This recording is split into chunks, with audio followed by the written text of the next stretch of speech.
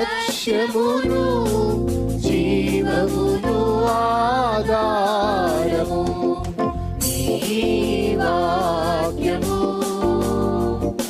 నా త్రోవకు.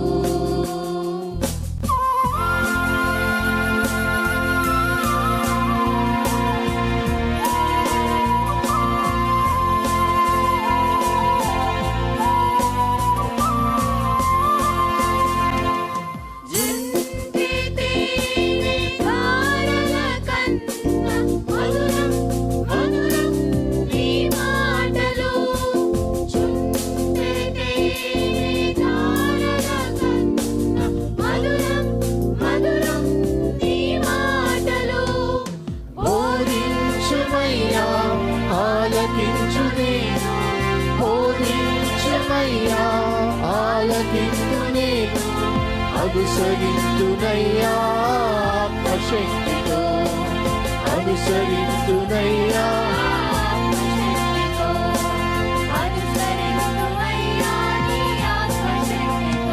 ప్రియమైన సహోదరి సహోదరులకు ప్రభు నామమున శుభములు. దేవుని దయాసంకల్పం చొప్పున ఏర్పాటు చేయబడిన ప్రభుతో ప్రారంభం అనుదిన ధ్యాన కార్యక్రమం క్రీస్తునందల ప్రేమతో మిమ్మల్ని ఆహ్వానించుచున్నాను. జుంటె తేనె ధారల కన్నా మధురమైన వాక్యము మన ప్రాణమును సేదతీరుస్తుంది, మన మార్గమును సరిచేయునది, నిత్యరాజ్యమునకు మనను చేర్చున్నది దేవుని వాక్యము. అటువంటి జీవార్థమైనటువంటి వాక్య ధ్యానం ద్వారా మన దినమును ప్రారంభించుట ఆశీర్వాదకరం.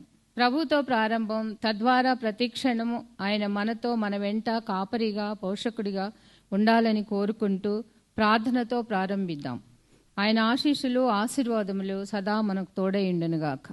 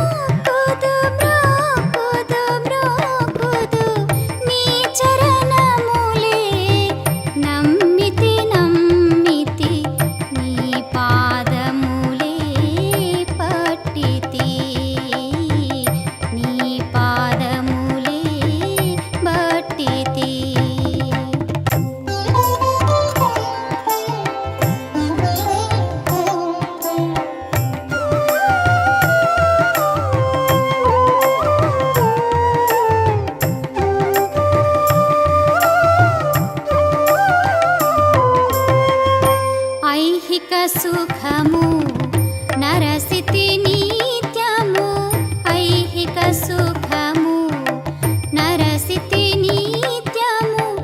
ఆహా ద్రోహిణి ద్రోహిణి ద్రోహిణి, నీ చరణములే నమ్మితి నమ్మితి, నీ పాదములే బట్టితి.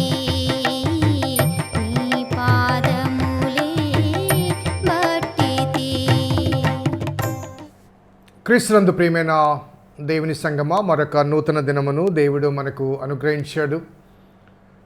ప్రభుతో ప్రారంభం, అనుదిన ధ్యానం, ఆత్మకు క్షేమం. ఈ క్షేమకరమైన ఆధ్యాత్మిక ఆశీర్వాదకరమైన ఈ ఉదయకాలంలో దేవుని వాక్యాన్ని క్రమముగా ధ్యానం చేయటకు దేవుడు మనకు అనుగ్రహించిన ఈ తరుణాన్ని బట్టి, అవకాశం బట్టి దేవునికి స్తుతులు చెల్లిస్తున్నాను. దేవుని వాక్యం ఎంత మధురమైనదో, ఆశీర్వాదకరమైనదో, ఆనందకరమైనదో ధ్యానం చేస్తుండగా ఆ మాధుర్యాన్ని ఆస్వాదించుటకు ప్రేమతో మిమ్మను స్వాగతిస్తున్నాను. ప్రభుతో ప్రారంభం, అనుదిన ధ్యానం, ఆత్మకు క్షేమం.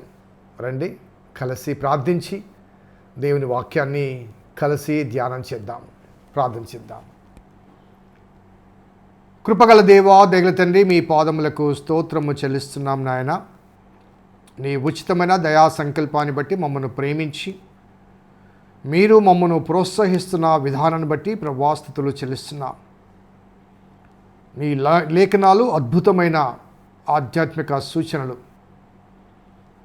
ఈ భౌతిక జీవితానికి మా కొరకు ఏర్పరిచిన పరలోక ప్రపంచానికి అవసరమైన సూచనలు ప్రభా మీరు అందిస్తుండగా, ఆశగల ప్రాణాన్ని తృప్తిపరిచే దేవా, ఆశతో నీ కొరకు, నీ వాక్యం కొరకు తేరి చూస్తున్న మా అందరి హృదయాలకు మీరే సేద తీర్చమని మా రక్షకుడైన యేసు నామమున అడిగి వేడుకొంచున్నాము తండ్రి, ఆమెన్. 9వ వచనం, 19వ కీర్తన.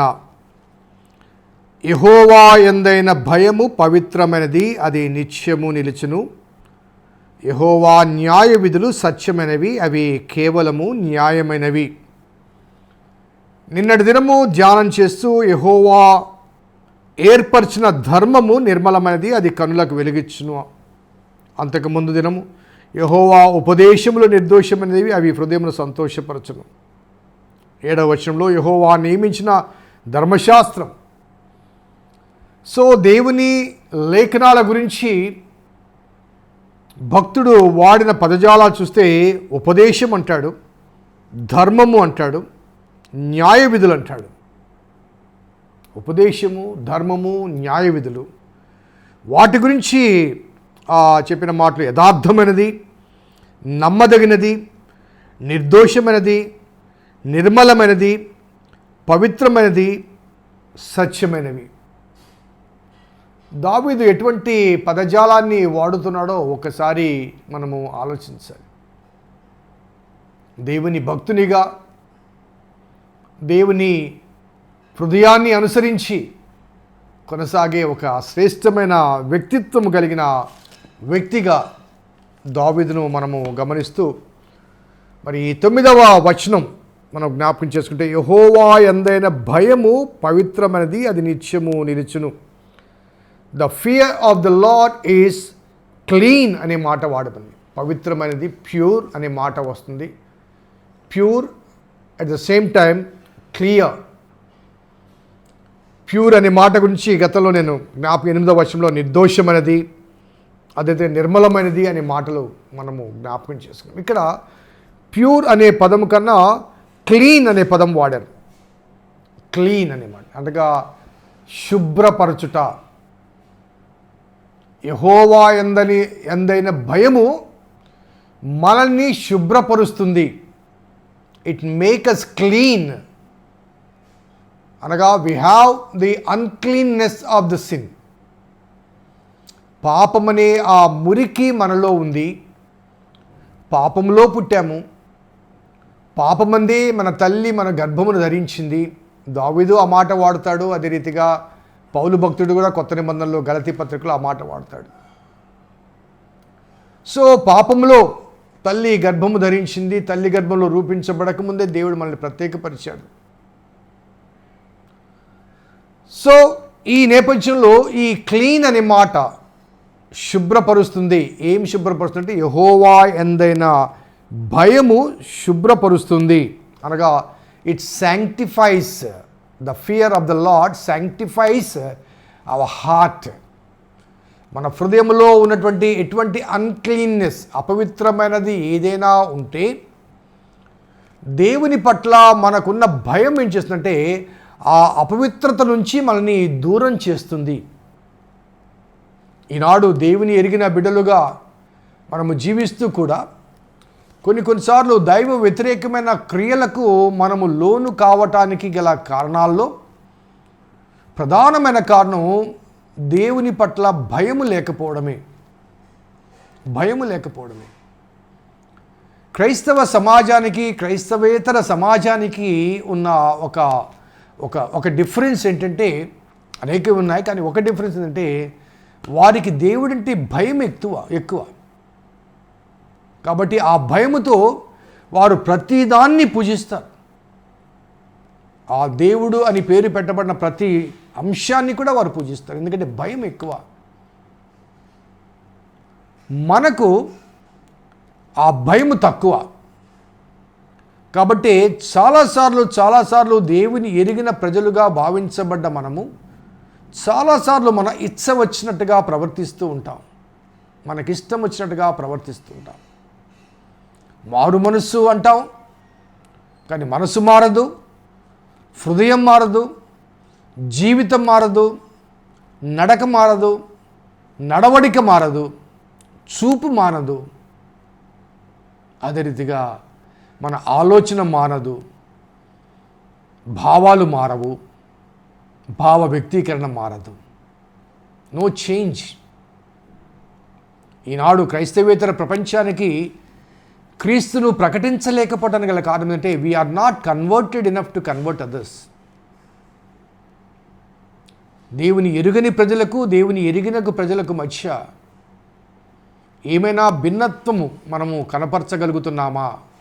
ఎస్, నేను యేసయ్యను నమ్ముకున్నాను, యేసయ్య నా జీవితాన్ని మార్చాడు, కాబట్టి నా ప్రవర్తన మారింది, నా జీవితం మారింది, నా ఆలోచన మారింది, నా తలంపు మారింది అని మనము చెప్పుకోవడం కాదు, మనలో మన చుట్టూ ఉండే ప్రపంచం ఆ దృక్పథాన్ని చూడగలుగుతుందా? ఆ మార్పును చూడగలుగుతుందా? ఇతడు దేవుని నమ్మిన బిడ్డ కాబట్టి ఇతనిలో ఈ మార్పు ఉందండి, మనకన్నా ఇతను ఇలా ఉన్నాడు అని సభ్య సమాజం చెప్పుకోగలిగే రీతిగా మనము నివసించే సమాజ మధ్యమున మనము ప్రవర్తిస్తున్నాము. దేవుని పట్ల భయం లేదండి. సో దేవుని పట్ల భయము ఉంటే ఆ భయము పవిత్రులుగా మారుస్తుంది. అందుకే the fear of the Lord is clean అనే మాట వాడబడింది. పరిశుద్ధ అలవాట్లు కలిగిన వారు అనగా దేవునిలోనికి నిజంగా మారిన ప్రజలుగా మనం ఉన్నప్పుడు నీలో పరిశుద్ధ అలవాట్లు లేకపోతే పవిత్రమైన అలవాట్లు ఉంటే పవిత్రులతో సహవాసం చేస్తాం. ఎందుకంటే నిరంతరము ఆ భయము, దేవుని పట్ల ఉండే ఆ భయము నిన్ను అపవిత్రతకు లోను కాకుండా చేస్తుంది. అపవిత్రులతో సహవాసం చేయకుండా, సాంగత్యం చేయకుండా ఆ భయము ఆపుతుంది. ఒక చిన్న ఎగ్జాంపుల్ చెప్తాను. మన బిడ్డలను ఆయా ప్రదేశాలకు పంపిస్తుంటాం, చదువు కోసం కానీ ఉద్యోగాల కొరకు కానీ పంపిస్తాం. ఆడపిల్లలు కావచ్చు, మగపిల్లలు కావచ్చు. సో అక్కడ ఉన్నప్పుడు వారికి మనము అనగా పేరెంట్స్ అందుబాటులో లేరు కాబట్టి వారి చుట్టూ ఉండే స్నేహితులు కానీ సన్నిహితులు కానీ వారికి కొన్ని దురలవాట్లు ఉంటే వారు వీరిని ప్రోత్సహించినప్పుడు ఆ తల్లి తండ్రి దగ్గర లేరు కాబట్టి, వారు చూడడం లేదు కాబట్టి, వారికి తెలియదు కాబట్టి నేను ఇష్టం వచ్చినట్టుగా ప్రవర్తించిన ఎవరు చూడరు అనే భావన. నేను చాలాసార్లు ఒక టీచర్ ఎగ్జాంపుల్ చెప్తుంటాను ద ఫియర్ అనే మాటకు. టీచర్ క్లాస్ చెబుతూ ఉండగా ఎవరో వచ్చి హెడ్ మాస్టర్ పిలుస్తున్నారు అని చెప్పారు. ఆ టీచర్ బయటికి వెళ్తూ క్లాస్ లీడర్ని పిలిచి క్లాస్ చూస్తూ ఉండమని చెప్పి ఆ టీచర్ చెప్తుంది, నేను వచ్చేంత వరకు అందరు నిశ్శబ్దంగా ఉండాలి, నోటి మీద వేలేసుకోండి అంటూ. ఆ టీచర్ గడప దాటగానే అల్లరి స్టార్ట్ అవుతుంది. కొద్దిసేపటికి టీచర్ మళ్ళీ లోపలికి రాగానే సైలెంట్గా ఉంటారు. అనగా టీచర్ని చూడగానే భయము, టీచర్ లేనప్పుడు ఆ భయము లేదు. సో అటువంటి భయము కాదు ఇక్కడ చెప్పబడ్డ మాట. ఆ ఉపాధ్యాయులు ఉన్నా లేకున్నా కానీ ఆ ఉపాధ్యాయులు చెప్పిన మాట ప్రకారము నిశ్శబ్దంగా ఉండగలిగితే అది నిజమైన భయముతో కూడిన భక్తి. అందుకే ఫియర్ అనే మాటకు బైబిల్ తర్జుమాలో తెలుగులో భయభక్తులు అనే మాట వాడారు. It is not just a fear, అనగా భయం మాత్రమే కాదు, భక్తితో కూడిన భయము. ఆ భక్తి అంటే ఆ టీచర్ పట్ల ఉన్న గౌరవముతో ఆమె చెప్పిన మాట వినడం. సో ఆల్సో దేవుని పట్ల ఇప్పుడు ఎవరు లేరులే, ఎవరు చూడడం లేదులే అంటే ఆయనకు మరుగైనది ఏదైనా ఉందా? ఆయన లేకుండా, ఆయన చూడకుండా నువ్వేమైనా చేయగలవా? 139వ కీర్తన అంటాడు, నేను ఆకాశానికి ఎక్కినా, సముద్ర దిగంతం నివసించిన, పాతాళ మందు పండుకున్నా, అక్కడ నీవు ఉంటాడు. కాబట్టి వీ కెనాట్ హైడ్ ఎనీథింగ్. దేవుని ఎదుట మనము దాచే ఏది లేదు. మనం చేసే చెడు ప్రతి ఆలోచన, he goes in to our brain, he goes in to our brain and mind. He knows everything. ఆయనకు తెలియదు, చూడదంటూ చేసే ప్రతి అపవిత్రమైన కార్యక్రమాన్ని, దానికి కారణం దేవుని పట్ల భయము లేకపోవడం. దేవుని పట్ల మనకు భయము లేకపోవడం. ఆ భయం ఏం చేస్తుందంటే ఇట్ శాంక్టిఫైస్. ఆ భయము మనని పవిత్రులుగా చేస్తుంది అనే మాట కనబడుతుంది. So the fear makes us to maintain the clean habits. దేవుని పట్ల భయము ఒక పవిత్రమైన అలవాట్లు కలిగిన వారుగా, పవిత్రమైన ప్రవర్తన కలిగిన వారుగా, పవిత్రమైన ఆలోచన విధానాలు కలిగిన వారముగా, ఎదుటివాడికి హాని చేయకుండా, స్వార్థపూరితమైన ఆలోచనలకు అవకాశం లేకుండా, ఎదుటివాడిని ప్రేమించగలిగే రీతిగా ఒక పవిత్రమైన భావన ఎప్పుడు కలుగుతుందంటే దేవుని పట్ల మనము భయము కలిగినప్పుడు. దేవుని పట్ల మనము భయము కలిగినప్పుడు. అలాగే ఆ భయము వల్ల యెహోవాయందు భయము పవిత్రమైనది, అది నిత్యము నిలుచును అంటాడు. ఆ పవిత్రమైనది ఏమిటంట? నిత్యము నిలుస్తుందట. ఈనాడు ఉండి రేపు లేకపోవడం. ఇందాక టీచర్ చెప్పాను కదండి, టీచర్ ఉన్నా లేకున్నా కానీ ఆ భయము నిత్యము ఉంటుంది. చాలాసార్లు మన పెద్దవాళ్ళం అయిన తర్వాత మన ఉపాధ్యాయులు ఎక్కడన్నా కనబడితే వారు బాగా వృద్ధులైపోయి ఉంటారు. ఆ భక్తి భావం బయటకు వస్తుంది. ఎందుకంటే వారు ఇచ్చిన ఆ తరబీతు ఈనాడు మనల్ని స్థాయిలో పెట్టింది. ఆ భక్తి భావం వస్తుంది. కాబట్టి ఆ భయమట నిత్యము నిలుస్తుంది. ఏ భయము? యెహోవా యందైన భయము పవిత్రమైంది. అది పవిత్రమైతే, ఆ భయము పవిత్రమైతే అది నిత్యం ఉంటుంది. ఇంకొక ఎగ్జాంపుల్ చెప్తాను. మన ఇంట్లో కొన్ని వస్తువులు, కూరగాయలు కానీ లేకపోతే పండ్లు కానీ తెచ్చుకుంటుంటాం. సో అవి సరిగా లేవనుకోండి, అనగా ఏదో అక్కడ పాడైపోవడం ఏదో ఉంటుంది. చక్కగా ఉండేవి, అనగా ఎటువంటి మలినం లేకుండా స్పష్టంగా చక్కగా దోరగా ఉన్న పండ్లు 4 రోజులు ఉంటాయి. ఆ కొనేటప్పుడే కొంత ఎక్కడో చుట్టూ పుచ్చు ఉందనుకోండి, ఆ పుచ్చు తెచ్చుకున్నప్పుడు ఆ పండు కానీ లేకపోతే కూరగాయలు కానీ ఏమవుతాయి? ఆ పుచ్చు లోపల ఉండి ఆ పండును కానీ, ఆ కాయను కానీ, లేకపోతే ఆ పదార్థాన్ని కానీ కుళ్ళిపోచేస్తూ ఉంటుంది. మనం వండుకున్న ఆహారాలు కూడా మనం రిఫ్రిజిరేటర్లో పెడతాము. ఒకవేళ ఆయన ఏదైనా సమయానికి మనం రిఫ్రిజిరేటర్లో పెట్టకుండా వదిలేసి రాత్రి పట్టనే వలసిపోయి పడుకున్నాం అనుకోండి, పొద్దున్న లేసరికి కుళ్ళిపోతుంది.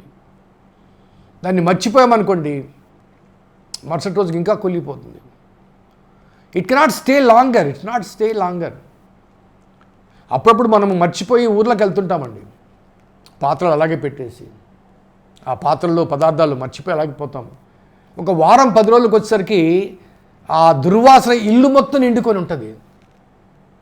కారణం ఏంటండి? అది పవిత్రమైంది కాదు, అనగా అది స్పష్టమైంది కాదు. అది చెడిపోయే అంశం ఉంది. కాబట్టి ఫియర్, దేవుని పట్ల భయము పవిత్రమైనదైతే ఆ పవిత్రమైన భయము నిత్యం ఉంటుంది. ఒకరు ఉన్నా ఒకరు లేకున్నా, తల్లిదండ్రుల దగ్గర ఉన్నా లేకున్నా, టీచర్ క్లాస్లో ఉన్నా లేకున్నా కానీ, ఒక క్రమము చెప్పినప్పుడు ఆ క్రమాన్ని క్రమముగా పాటించడం అనేది అది పవిత్రమైన భయం. అది పవిత్రమైన భయం. దేవుడు ఆ భయాన్ని కోరుకుంటున్నాడు. ఆ భయాన్ని కోరుకుంటున్నాడు. ఆయన పట్ల ఆ అభయముతో, నిబద్ధతతో, గౌరవపూర్వకమైన భక్తితో, భయభక్తులతో ఉన్నప్పుడు ఆ భక్తి శాశ్వతం, తద్వారా కలిగే దీవెనలు కూడా శాశ్వతం. ప్రార్థించిద్దాం. కృపగల దేవా, దయగల తండ్రి, మీ పాదములకు స్తోత్రము చెల్లిస్తున్నాం నాయన. నీ ఉచితమైన దయా సంకల్పాన్ని బట్టి మమ్మల్ని ప్రేమించి అనుదినము నీ వాక్యము చేత మమ్మల్ని ప్రోత్సహిస్తున్న దేవా, మీకు స్తుతులు చెల్లిస్తున్నాం.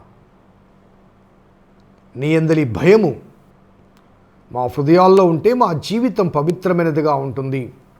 కుళ్ళుబోతుతనానికి అవకాశం ఉండదు. చెడిపోయే స్థితిగతులకు అవకాశం ఉండదు. మరి నీ యందలి భయభక్తుల కింద ఆ జీవితం మాకు సదా దయచేయమని మా రక్షకుడిని యేసు నామమున అడిగి వేడుకొంచున్నాం తండ్రి. ఆమెన్. తండ్రి, కుమార, పరిశుద్ధాత్మ త్రియేక దేవుని దీవెన ఈ వాక్యం విన్న బిడ్డలకు, వాక్యాభిలాషులకు సదా తోడైనను గాక. ఆమెన్. God bless you. దేవుడిని దీవించును గాక.